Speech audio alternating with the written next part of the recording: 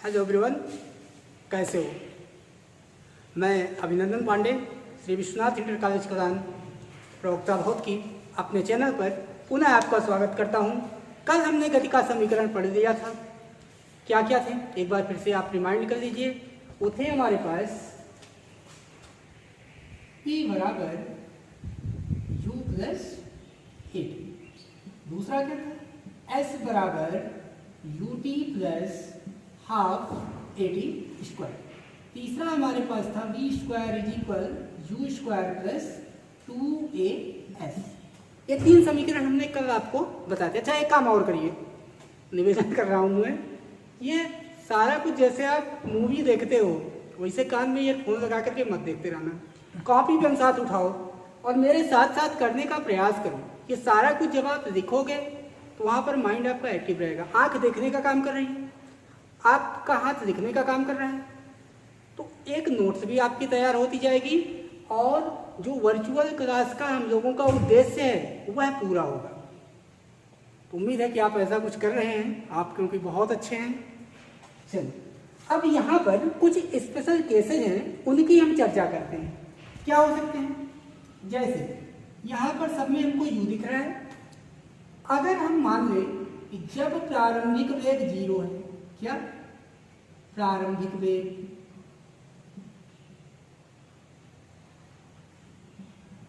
ये कितना है, इसको आप u कहते हो, ये बराबर 0 हो। अच्छा, जब u बराबर 0 हो गया तब इन तीनों समीकरणों का रूप क्या होगा। देखिए, आप पाओगे v बराबर, इसकी जगह 0 रखो, 0 प्लस ए टी बराबर ए टी हो गया, या यहाँ को 0 को आप हटा ही सकते हो, v बराबर ए टी हो गया। दूसरा s बराबर 0 में t का गुणा करो, कितना होगा, t होगा।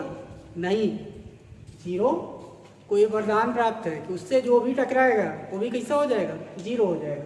यानी यहाँ ये टर्म भी कितना हो गया, 0 हो गया।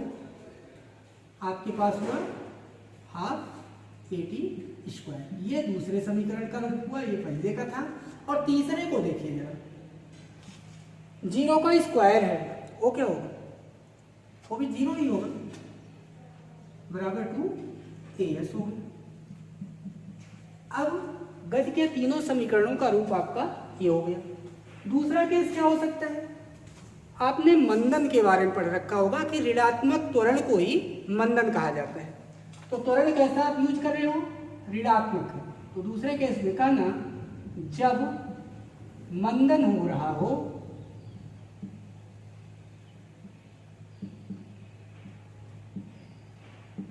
तो मंदन ऋणात्मक त्वरण ही है, तो यानी कि a बराबर आप क्या रख दो, माइनस से पुट कर दो।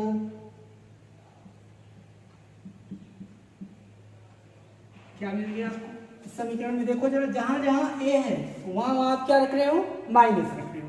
क्या बनेगा, देखो v बराबर u प्लस a की जगह कितना, माइनस, s बराबर u T plus minus half है, या हाफ आप ऐसे ही रखो, माइनस ए टी का स्क्वायर, और v स्क्वायर बराबर यू स्क्वायर प्लस 2 और एक जगह माइनस है।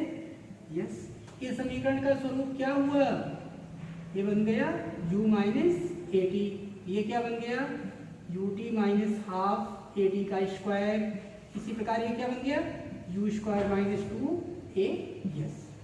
एक चीज हो, अगर गति आपकी गुरुत्व के अधीन हो रही हो, गुरुत्व के अधीन गति हो रही, तो आप त्वरण क्या रखोगे, गुरुत्वीय त्वरण उपयोग करोगे। और गुरुत्व के अधीन गति कैसे होगी, मेरे पास ये मार्कर है, मैं इसको गिरा दिया तो ऊपर से नीचे गिर रहा है ना। अब त्वरण की जगह ए की जगह क्या आप रखने वाले हो, जी रखने वाले हो। और जो चली गई दूरी होगी, अब दूरी तो ऊपर से नीचे होती नहीं, वो क्या है, ऊंचाई है। और ऊंचाई को अंग्रेजी में आप हाइट कहते हो, तो इसका सिंबल भी आप स्मॉल h से इसको रिप्रेजेंट करते हो। अगला केस तीसरा आप कहिएगा कि जब गति गुरुत्व के अधीन हो, अच्छा भैया, गुरुत्व के अधीन गति तो दो प्रकार से आप करा सकते हो। एक बार वस्तु नीचे से ऊपर जाए, कोई चीज पत्थर ही आपके पास, उसको फेंकना आप उसके नीचे से ऊपर फेंकोगे, और कोई दूसरी चीज है जैसे मेरे पास मार्कर है या वही पत्थर ही आप ऊपर से नीचे गिरा दो, तो नीचे से ऊपर और एक ऊपर से नीचे। दोनों केसेज में पहला केस हम लेकर के चलते हैं, जब गति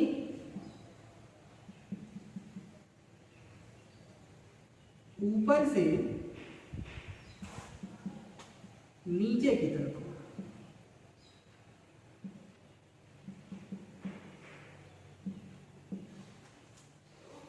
बात को समझिएगा। पृथ्वी किसी चीज को क्या करती है, अपनी तरफ आकर्षित करती है। जैसे जैसे आप इसके गुरुत्व क्षेत्र के अंतर्गत आएंगे, पास आते जाएंगे पृथ्वी के केंद्र की तरफ, पृथ्वी की तरफ, वैसे वैसे जी का मान बढ़ता जाएगा। और जी का मान बढ़ रहा है यानी आप क्या रखोगे, धनात्मक रखोगे। तो समीकरण का स्वरूप आपका क्या बना, v बराबर u प्लस जी टी, दूसरा h बराबर u t plus half G T square, और तीसरा क्या बना, v स्क्वायर बराबर यू स्क्वायर प्लस 2gh। ये प्रथम, द्वितीय और ये तृतीय।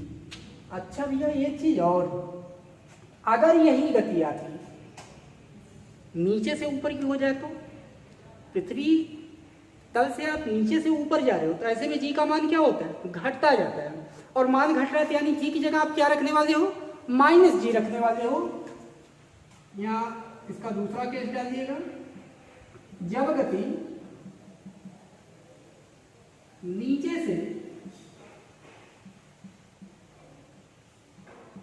ऊपर होगी, तब जी बराबर आप क्या पुट करोगे, माइनस जी पुट करोगे। समीकरण का स्वरूप देखो, v बराबर u minus G T, h बराबर u T minus half G T का स्क्वायर, और v स्क्वायर बराबर यू स्क्वायर माइनस 2gh। ये प्रथम, द्वितीय और ये तृतीय।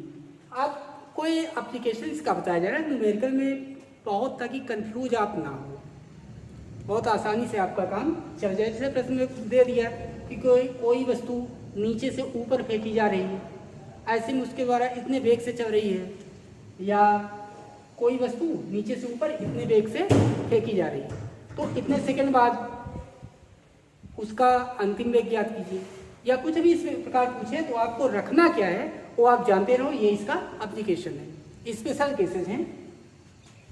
एक चीज और हो सकता है, जब कोई चीज ऊपर से नीचे गिरती है, कहाँ से, ऊपर से, तो उसका जो प्रारंभिक वेग होगा वो 0 आप रखोगे। ध्यान दीजिए रहना, हमने क्या कहा है, ऊपर से नीचे, तो ऊपर से नीचे अगर फेंकोगे तो u बराबर 0 होगा। ऐसे ही जब नीचे से ऊपर फेंक रहे हो, तो कोई वस्तु जैसे आप फेंके, ऊपर गया, ऊपर के बाद फिर नीचे आता है ना, तो एक स्थिति पर ये थोड़ी देर विराम की अवस्था में आएगा, रुकेगा, उसके बाद नीचे आएगा।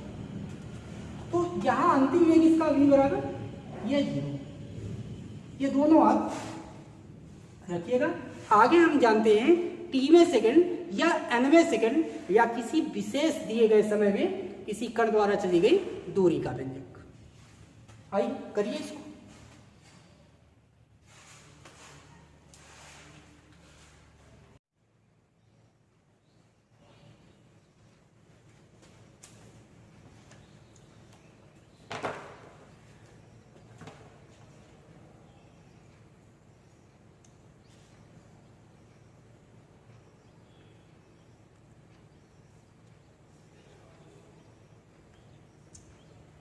आइए अगला टॉपिक हम जानते हैं, distance travelled in particular second, किसी विशेष दिए गए समय में तय की गई दूरी।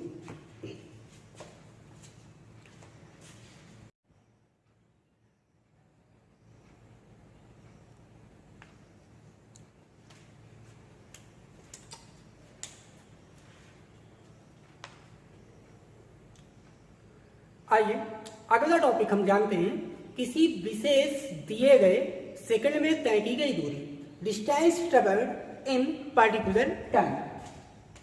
इसके लिए हम मानते हैं कि कोई हमारे पास कण है जो कि t समय में यस दूरी तय कर रहा है। कितने समय में? t समय में। यानी कि कण द्वारा यहाँ से यहाँ तक की जो डिस्टेंस, बिंदु आप मान लीजिएगा ये a है और ये b है, a और b के बीच की दूरी तय करने में कण को कितना समय लग रहा है? t समय लग रहा है। अच्छा, ये डिस्टेंस आप यस मानिएगा।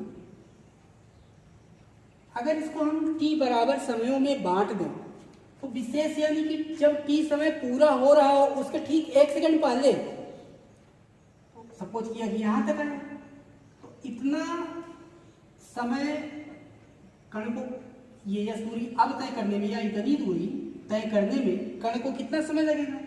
तो आपका जवाब होगा t-1 सेकंड लगेगा। यही तो है।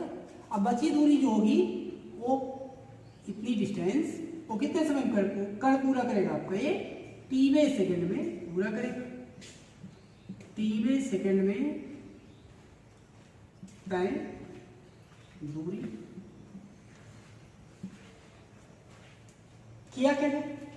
नहीं बात समझ में आ रही। ध्यान दो कि अगर 5 सेकंड में हमको पता है कि कोई कण वो 50 मीटर उसका विस्थापन तय कर रहा है, 5 सेकंड में 50 मीटर।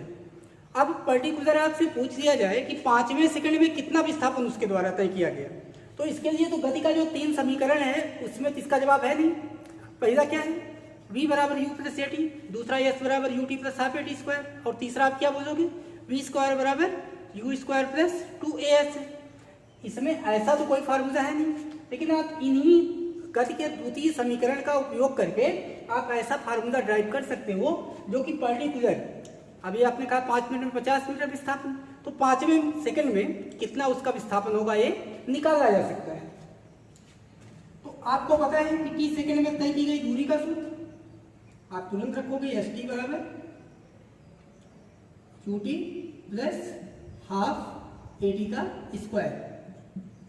यहां पर कुछ चीजें मैं छोड़ रहा हूं, तो आपको अगर परीक्षा में पूछा जाता है तो आप लिखिएगा कि माना कोई कण है जिसका प्रारंभिक वेग u है, अंतिम वेग v है। इस समय में इसका तो एक समान त्वरण से तय करते हुए वो कितना समय ले रहा है? इसमें t समय ले रहा है। तब उसके द्वारा तय की गई t सेकंड में तय की गई दूरी एस टी बराबर इतना। इसको समीकरण 1 आप दे दीजिए। दूसरा, t-1वें सेकंड में अगर तय की गई दूरी निकाल रहे हो, इसी तरह आप कहिएगा t-1वें सेकंड में तय दूरी, तो s t-1। आपने क्या किया? t की जगह पर अब t-1 रख रहे हो, तो ut प्लस नहीं, टी की जगह पर t-1 रखना है, प्लस हाफ a t-1 का होल स्क्वायर। ये इसको थोड़ा सा सॉल्व करिए, ut minus you plus half a, और इसको अगर एक्सपेंड करो तो कितना बन जाएगा? टी स्क्वायर माइनस 2t और प्लस 1 × 1 का स्क्वायर। ये बना आपका ut minus you plus half a t square minus half a into 2b और प्लस हाफ a। ये देखिए 2 से 2 कट गया, आपके पास जो फाइनल बचा ut minus you plus half a t square minus 1/2, sorry तो कट गया था, यहाँ ए टी प्लस हाफ ए। ये एस t-1 यानी कि t-1वें सेकंड में तय की गई दूरी है। इसको आप समीकरण 2 डाल दीजिए। करना क्या है? यहां से यहां तक की दूरी कितनी थी? कितने समय में? t सेकंड में। और यहां तक की दूरी कितने में है? t-1वें सेकंड में। यही दूरी तो आपको चाहिए, तो आप पूरे t में से t-1वें सेकंड में चली गई दूरी को घटा दीजिए, t वें सेकंड में आ जाएगी। यहां आपको लिखना पड़ेगा t-वें सेकंड में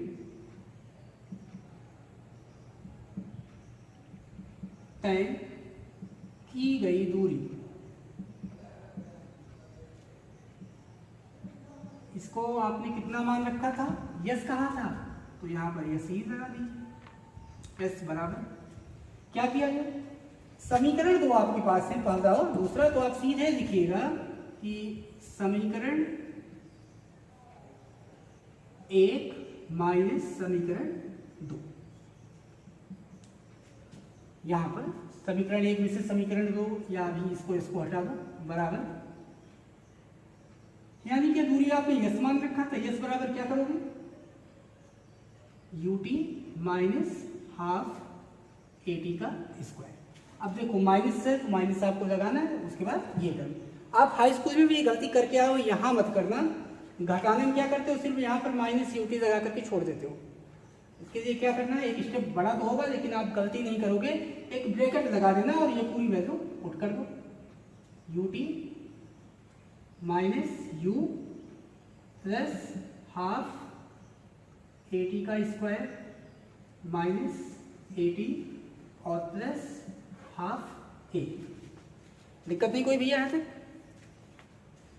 ये बना आपका यूटी माइनस हाफ एटी का स्क्वायर माइनस यूटी, ये माइनस इसको क्या किया, प्लस किया, और ये माइनस इसको माइनस कर दिया, और ये माइनस इस माइनस को प्लस कर दिया, और ये माइनस इस वाले प्लस को अब माइनस कर देगा हाफ ए।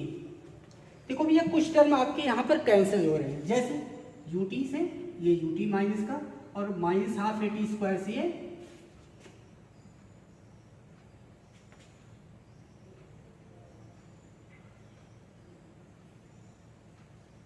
तो प्लस था ना, ये प्लस से, हाँ इस प्लस हाफ एटी स्क्वायर से ये minus half a t square cut गया, बचा क्या आपके पास, बच रहा है u plus a t minus half a. अच्छा इन दोनों में से मैं हाफ ए कॉमन कर सकता हूँ। अब यह एक एटी और यहाँ पर या आप एक कह रहे हो, यहाँ पर आधा ए है, तो आधे में से आधा जाएगा, बचेगा कितना, आधा ही बच रहा है ना। नहीं समझ में आ रहा है, इसमें आप 2 का गुणा और 2 का भाग कर दो। आप लिख सकते हो u प्लस 1/2 ए बाहर करना है आपको,